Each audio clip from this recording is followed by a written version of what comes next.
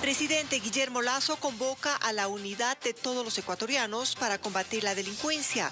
Lo dijo en el marco de la incorporación de 779 nuevos policías en Guayaquil. Ministra de Salud arremete en contra de los gremios médicos que denunciaron deficiencias en los hospitales públicos. Niega que falten medicinas e insumos.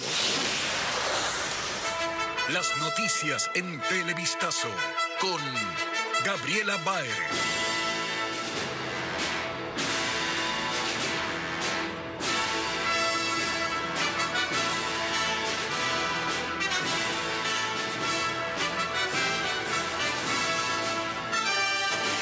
Amigos, buenas tardes y bienvenidos a Televistazo en este viernes. Aquí empezamos. Guillermo Lasso invocó a la Asamblea Nacional a sumar esfuerzos y no politizar el tema de la inseguridad. Además, dio instrucciones a la fuerza pública para actuar con firmeza contra la delincuencia y reiteró el respaldo del gobierno. El jefe de Estado hizo estas declaraciones a propósito de la graduación de cerca de 800 nuevos policías. A propósito de la incorporación de 779 nuevos policías, de los cuales 300 se quedarán en Guayaquil, el presidente de la República delineó cuál será la nueva estrategia de guerra que se establece contra la delincuencia. El jefe de Estado hizo también un llamado a los legisladores a que se sumen a la lucha contra la inseguridad. Con la seguridad de un pueblo no se juega, con la seguridad de un pueblo no se hace política, con la seguridad de un pueblo uno trabaja coordinadamente por encima de cualquier diferencia política para impulsar las leyes que se requieren para un accionar efectivo y adecuado por parte de la fuerza pública. Lasso también se refirió a los medios de comunicación, a quienes los convocó a separar el grano de la paja. Son parte de la solución, no parte del problema. El enemigo no es el gobierno. El enemigo son los delincuentes, los que quieren abusar de la paciencia de los ciudadanos. Ellos son nuestros enemigos, enemigos comunes de la sociedad ecuatoriana, a los que debemos enfrentar. Al final, hizo más amplio todavía el mensaje y llamó a la sociedad entera a constituir un solo frente ante una inseguridad que se desborda. Convoco a una amplia unidad de la sociedad ecuatoriana para trabajar juntos en este tema. No podemos ser egoístas convirtiendo a la inseguridad en parte de la futura campaña política. El mandatario indicó que ha asumido la protección de los ciudadanos con decisión y entereza y que habrá recursos económicos, técnicos, tecnológicos y legales a disposición de las fuerzas de seguridad que saldrán a enfrentar a los violentos. Hoy en Manta se dio el último adiós a la fiscal Luz Marina Delgado, quien fue asesinada junto a un amigo el miércoles. Las investigaciones del doble crimen se mantienen en reserva y hasta el momento no hay detenidos, como nos informa Karen Ceballos. En medio de un ambiente de tristeza, se armó una calle de honor en los exteriores de la Fiscalía de Manta para la llegada de los féretros de la fiscal Luz Marina Delgado y de Jefferson Mendoza, quien era su colaborador particular. Ambos fueron asesinados la mañana del miércoles en un ataque armado. Los compañeros de la funcionaria instalaron una capilla ardiente y resaltaron las cualidades de la amiga a la que vieron crecer profesionalmente durante más de una década dentro de la institución. Recuerdo hace años que trabajó conmigo como secretaria en la ciudad de Jipijapa y viajábamos juntos. Una persona muy alegre, jovial, tranquila, que no se metía con nadie. Delgado, de 52 años, tenía 3 hijos y laboraba en la unidad que investigaba delitos de tránsito. No contaba con resguardo ni había reportado amenazas. Su muerte ha causado conmoción, pero también preocupación entre sus compañeros, quienes esperan una decisión sobre el pedido de protección especial para quienes trabajan en el sistema de justicia de la provincia. Conocemos que es un tema institucional y que de una u otra forma pues hay que cumplir ciertos lineamientos que deben ser establecidos en estos días. La policía dio a conocer que el crimen fue cometido presuntamente por extranjeros, quienes habrían seguido a la fiscal durante un mes. En ese tiempo arrendaron una casa a menos de 5 kilómetros de distancia del domicilio de Luz Marina. Sus restos serán sepultados esta tarde en Montecristi. 5 personas fueron asesinadas en menos de 4 horas en 2 cantones de la provincia de Los Ríos. Uno de los ataques tiene relación con la pugna por la venta de drogas en Quevedo. Merlin Ochoa nos informa que luego de la desarticulación de una organización narcocriminal, otras pequeñas redes buscan ganar territorio. La escena era de terror. Los 3 cuerpos tendidos en la calzada y sus familiares gritando que estaban vivos. Sucedió a las 9 de la noche del jueves en el barrio Valdramina de Quevedo, en Los Ríos. Según testigos, los hombres llegaron a una esquina para ingerir licor. Minutos después se parqueó un carro gris del cual se bajaron 2 sujetos armados, quienes les dispararon. Las víctimas fueron trasladadas hasta un hospital donde solo se confirmaron sus muertes. Los sicarios propinaron 20 tiros. A la hora del triple crimen, algunos menores de edad estaban en el lugar y corrieron al escuchar las detonaciones. Pese a nuestra insistencia, la policía no quiso referirse a estos crímenes. Los 3 sujetos eran parte de una investigación policial. El pasado miércoles, los agentes desarticularon gran parte de la banda narcocriminal de los Choneros que operaba en ese cantón. Desde entonces, pequeñas redes se agrupan para disputarse el territorio y vender droga. Ahí encontramos 3 armas de fuego, varias municiones, vehículos reportados como robados, terminales móviles, 200 dosis de sustancias sujetas a fiscalización. Mientras que en Patricia Pilar, en el cantón Buena Fe, 2 personas fueron asesinadas dentro de una casa. Se presume que el hecho responde a una venganza y ya estaría identificado el principal autor del crimen. Vamos con otros temas. La presidenta encargada de la Corte Nacional de Justicia, Caterine Muñoz, envió a la Cancillería el expediente de extradición de Rafael Correa, sentenciado por cohecho en el caso Sobornos. El trámite lo inició el 21 de abril Iván Saquicela, quien actualmente está suspendido. Antes de su salida, el perito traductor le pidió una prórroga que concluyó el 24 de mayo. Con el envío de la documentación, que tendría cerca de 3.000 páginas, ahora le corresponde a Ecuador remitir la solicitud a Bélgica. Y mientras la ministra de Salud, Jimena Garzón, recorría el Hospital Pablo Arturo Suárez, pacientes esperaban por atención. Según la titular de la cartera de Estado, la situación hospitalaria de Quito va por buen camino. Sin embargo, hay personas que no han podido ser operadas en esa casa de salud por falta de insumos. Carla Delgado sigue este tema. Luego de las denuncias de médicos de casas de salud de Quito sobre el desabastecimiento y otros graves problemas del sistema sanitario, la ministra de Salud, Jimena Garzón, hizo un recorrido por el Hospital Pablo Arturo Suárez. Allí insistió en que la red pública de salud capitalina va por buen camino. Tenemos en la zona 9 un 70% de abastecimiento en total de la zona. Este hospital tiene el 86% de abastecimiento de medicamentos y el 88% de dispositivos médicos. Difiere con las quejas del gremio de médicos, pues según señala, obedecerían a asuntos políticos. El problema de la corrupción en la salud ha habido por décadas. Y lastimosamente muchas de las personas que dan declaraciones fueron parte de esos gobiernos y fueron parte de esas administraciones. Pero un piso más arriba, en esta misma casa de salud, la realidad es otra. Pacientes hospitalizados que aguardan durante varios días sin poder ser operados. ¿Por qué? Estoy desde el 19 de mayo esperando aquí en el Pablo Arturo Suárez para recibir una cirugía de rótula. Pero como no hay los insumos, estoy esperando la transferencia. Estoy esperando que me hagan de operar porque no hay aquí el material para que nos hagan la operación. Y afuera ocurre lo que hemos contado por innumerables ocasiones. Personas que reclaman medicinas, atención e insumos. Pero no la atendieron. ¿Por qué? No hay lo que necesita ponerle las placas. ¿Materiales? Los materiales, exacto. Tampoco para el dolor, no hay medicina, no hay diclofenaco, no hay nada. Son pacientes de este hospital en donde la ministra aseguró tener un 80% de abastecimiento. Ahora les contamos que Ecuador analiza el primer caso sospechoso de viruela del mono.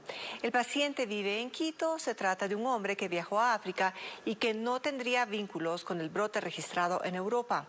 El ciudadano habría presentado sintomatología relacionada con la enfermedad, como fiebre y lesiones en la piel.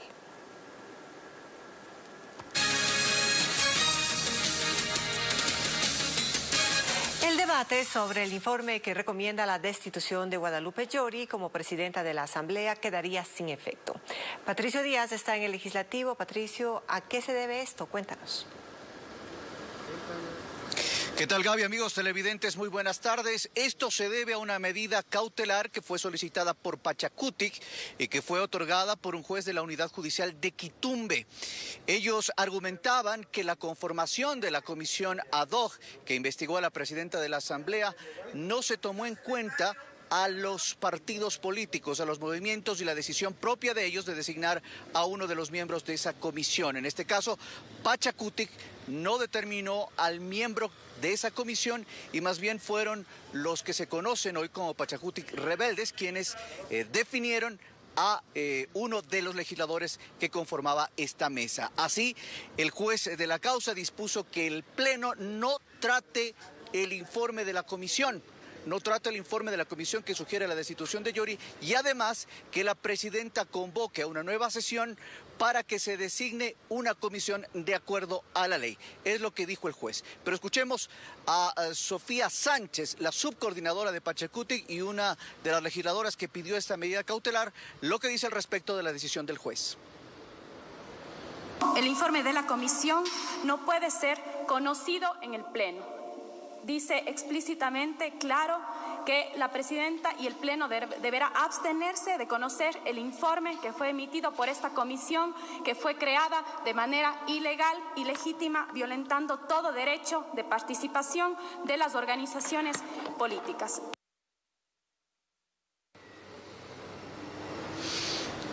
Así vamos a tener entonces las reacciones de tanto del denunciante de Esteban Torres como de los bloques que buscan la destitución de la presidenta de la Asamblea. Les tendremos esa información en nuestras próximas emisiones. Entonces, en resumen, no podrá tratar el Pleno el informe que propone o que sugería la destitución de la presidenta de la Asamblea. Regresamos contigo, Gaby, con más información. Muchísimas gracias, Patricio. Y bueno, son dos autoridades de la Asamblea que enfrentan un proceso de destitución. A la presidenta Guadalupe Llori se sumó la segunda vicepresidenta Yesenia Guamaní. En los próximos días se deberá crear una comisión para investigarla. Patricio Díaz nos cuenta de qué acusan a la funcionaria. Hemos alzado la palabra a usted.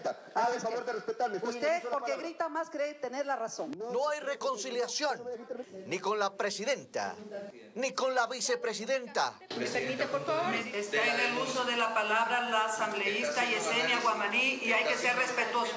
Y con los 4 votos de los opositores a Guadalupe Llori, se calificó el inicio de un proceso de destitución contra Yesenia Guamaní. Pero, ¿de qué se la acusa? Yajaira Urresta de UNES, la denunciante, dice que incumplió su función de calificar proyectos de ley al mocionar en el CAL una consulta a la Corte Constitucional sobre si la Asamblea podía o no derogar la ley tributaria. ¿Por qué ella no quería hacer su trabajo? ¿Por qué emociona, como usted bien lo ha dicho, llevar este análisis y obviamente pronunciamiento a otra institución a la cual no le compete? Eso es una vergüenza. Lean la denuncia. Por mocionar, ¿acaso pensar y presentar una moción al seno de este Consejo de la Administración Legislativa está prohibido? ¿Qué viene luego? Lo mismo que pasó con la presidenta Llori. El Pleno deberá conformar una comisión multipartidista que investigue a Guamaní y, si lo considera, recomendar su destitución. La Federación Nacional de Abogados pide a la Asamblea Nacional que enjuicie políticamente al Consejo de la Judicatura y destituya a sus miembros por la crisis institucional que han provocado en la justicia del país. Jacqueline Rodas estuvo en la rueda de prensa. Los representantes de la Federación Nacional de Abogados del Ecuador expresaron su posición sobre la crisis que enfrenta el país en sus instituciones de justicia. Cuestionan la actuación del presidente temporal del Consejo de la Judicatura, Fausto Murillo, y demás vocales. Al respecto, hacen pedidos concretos. La remoción de los actuales miembros del Consejo de la Judicatura, para lo cual solicitamos a la Asamblea Nacional procedan al enjuiciamiento político y destitución de los mismos por el manifiesto incumplimiento de funciones. Que el Consejo de Participación Ciudadana y Control Social integre constitucional y legalmente, sin dilatorias, el Consejo Nacional de la Judicatura. Estuvo presente Yolanda Yupangui, presidenta del Colegio de Abogados de Pichincha, quien además es vocal suplente del Consejo de la Judicatura y fue convocada el pasado 20 de mayo a la sesión en la que se suspendió por 90 días al presidente de la Corte Nacional de Justicia, Iván Saquicela. Se necesita independencia de la Administración de Justicia, respeto al debido proceso y, sobre todo, hay que evitar las injerencias externas. Por las razones expuestas, voté en contra de la suspensión del presidente de la Corte Nacional. La Federación también pide al Ejecutivo que asigne el presupuesto necesario a la función judicial, que también padece una crisis de recursos. Seguimos con más noticias. Nuevamente Guayas amanece con un crimen. Un motociclista fue asesinado esta mañana en la parroquia La Aurora del Cantón Daule. El hombre salió de su casa y en el camino fue interceptado por varios sujetos a bordo de un auto que le dispararon al menos 8 veces. Con este crimen, la provincia acumula 722 muertes violentas en este año. Lo que se pensó era un accidente terminó siendo un sicariato. La alerta se dio este viernes. El cuerpo de un motociclista yacía en un terreno baldío, a un costado de una vía de la parroquia La Aurora, en el cantón Daule. Según testigos, el hombre transitaba por la avenida que conecta a varias urbanizaciones privadas, cuando fue interceptado por sujetos a bordo de un vehículo, quienes lo balearon. Escuchamos unas detonaciones como a las 5 de la mañana, primero escuchamos 5 detonaciones y después escuchamos como unas 7 más. Se sentía que era pistola, sí, porque las detonaciones fueron unas tras de otras. Hasta el sitio acudieron agentes policiales y de tránsito para investigar lo ocurrido. Aparentemente, según los datos de los moradores, indican que era un solo vehículo. Esto posterior a la investigación por parte de la Policía Judicial y las unidades se verificará. Mientras se realizaban las diligencias del hecho, llegaron familiares del fallecido, quien fue identificado como Daniel Herrería Loor, de 34 años. No nos indica que tenía amenazas la señora esposa. Únicamente nos manifiesta que el esposo ha ido a entregarle el carro y posterior se ha estado trasladando a su trabajo en la motocicleta. Con este crimen ya suman 722 las muertes violentas en la provincia del Guayas, en lo que va de este año. Y atención, porque este domingo estarán inhabilitados el puente internacional de Rumichaca y el de San Miguel en Sucumbíos, que conectan a nuestro país con Colombia. Esto debido a que el país del norte tendrá elecciones presidenciales y decidió cerrar sus fronteras para garantizar la seguridad del proceso electoral. Paola Andrade nos cuenta más. Como en cada proceso electoral, el gobierno de Colombia cierra sus fronteras horas antes, durante y después de un proceso electoral. Por ello, si tiene previsto llegar este fin de semana hasta el puente internacional de Rumichaca para cruzar a Colombia, tenga en cuenta que la frontera estará cerrada. En el siguiente informe, más detalles. Durante 36 horas, la frontera entre Ecuador y Colombia permanecerá cerrada tanto para el tránsito vehicular como para peatones. Es el decreto 830 emitido por el gobierno de Colombia el que dispone este cierre prolongado con el objetivo de garantizar la seguridad en el territorio colombiano durante la jornada electoral. Sabemos, digamos, la hermandad y el apoyo en seguridad que se brinda y sin duda sabemos que también estará presente en ambos lados de la frontera.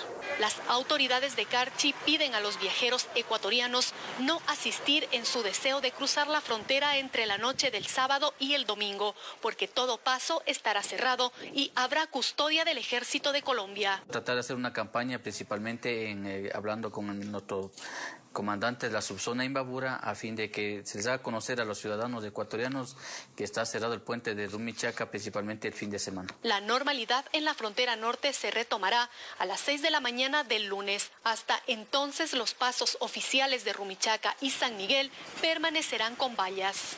Las oficinas de aduana y de la unidad de migración ubicadas aquí en el puente internacional de Rumichaca no prestarán atención debido a este cierre del lado colombiano.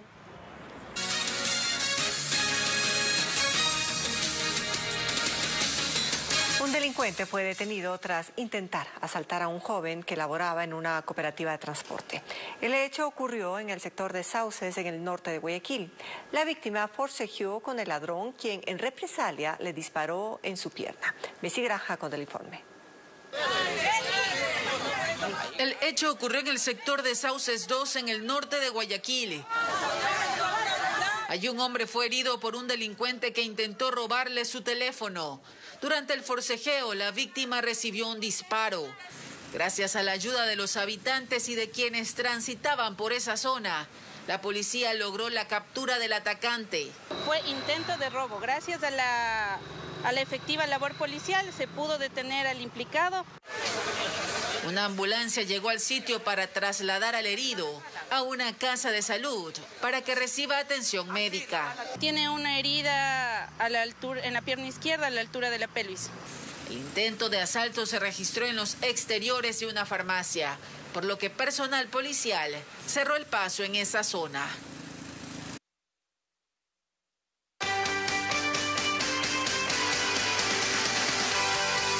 Ecuaterra.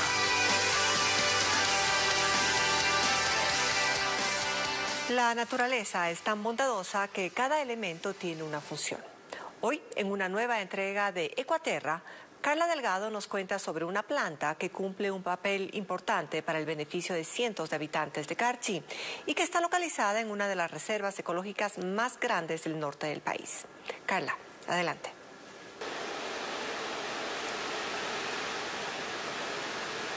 ¿Qué tal, amigos? Bienvenidos a una nueva entrega de Ecuaterra. ¿Sabían que en Ecuador hay una reserva ecológica que abastece de agua a una provincia? Así es. En la reserva crece una especie de planta que es capaz de generar agua y dotar de líquido vital a las comunidades del Carchi. Hay miles de ellas que además adornan el paisaje. Se calcula que allí se genera al menos 5.300 litros de agua por segundo. Viajamos hasta esa provincia del norte del país. ¿Quieren conocer los detalles? Veamos la nota.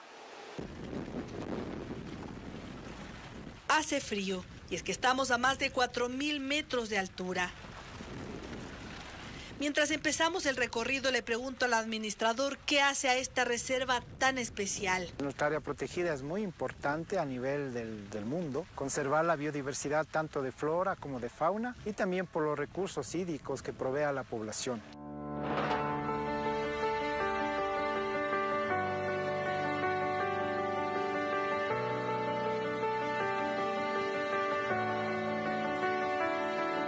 Desde el sendero y como un tapiz natural resaltan los frailejones, una especie de planta que habita en el páramo y que tiene mayor presencia en esta provincia. Los frailejones, además de dotar de belleza a este paisaje, cumplen un papel importante en el ecosistema.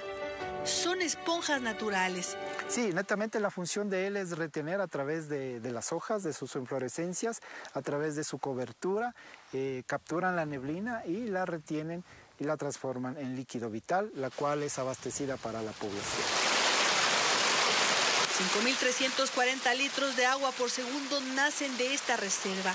Y lo más importante es su contextura. Mira, puedes tocar las hojas. Tienes razón. ¿Qué sientes?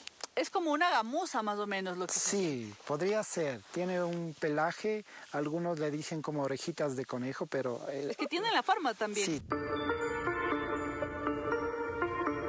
El páramo de Frailejones cubre 16.000 hectáreas y provee de agua a más del 90% de toda la provincia. De allí su importancia.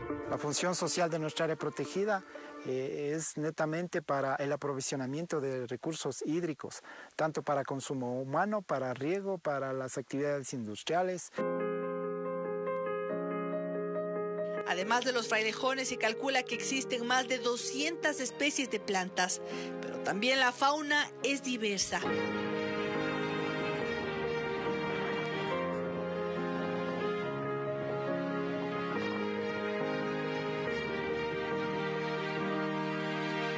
Cuenta con 2 especies de ciervos.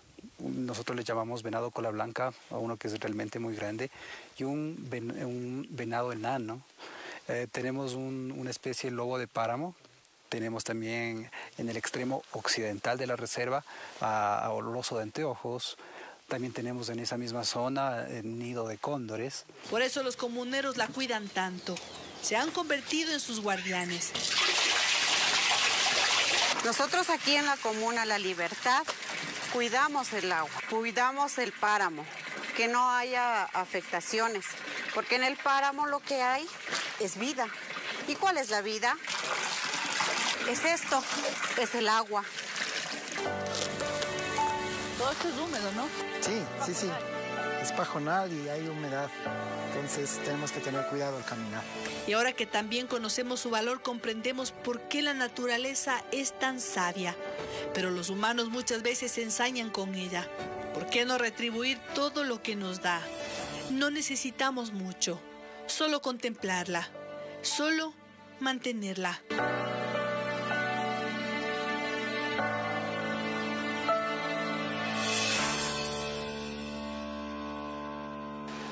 Muchas veces no nos damos cuenta la importancia que cumple cada elemento de la naturaleza. Proveer de agua a las poblaciones es una muestra más de su generosidad. Conservemos nuestras áreas protegidas que dan vida. Eso es todo por hoy en Ecuaterra. Nos vemos el próximo viernes con más soluciones ambientales. Ecuaterra.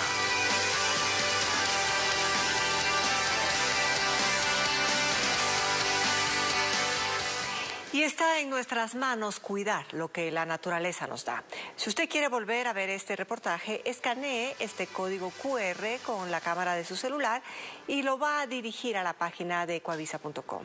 Recuerde, también podemos colaborar con la conservación del medio ambiente compartiendo este contenido. En otros temas, esta mañana se realizó en Guayaquil la entrega del premio mayor de la raspadita, la millonaria de la Lotería Nacional. Se trata de un nuevo producto de la entidad. En esta ocasión, el ganador recibió un auto de alta gama, un Jeep valorado en $90,000. La lotería indicó que cerca de 200,000 personas han tenido suerte con la raspadita millonaria, obteniendo algunos premios. El 100% de las ganancias por la venta de los boletos se destinan a la obra social de la Junta de Beneficencia. Bien, amigos, aquí concluimos. Buenas tardes y buen fin de semana para todos. Las noticias regresan para ustedes a las 19 horas.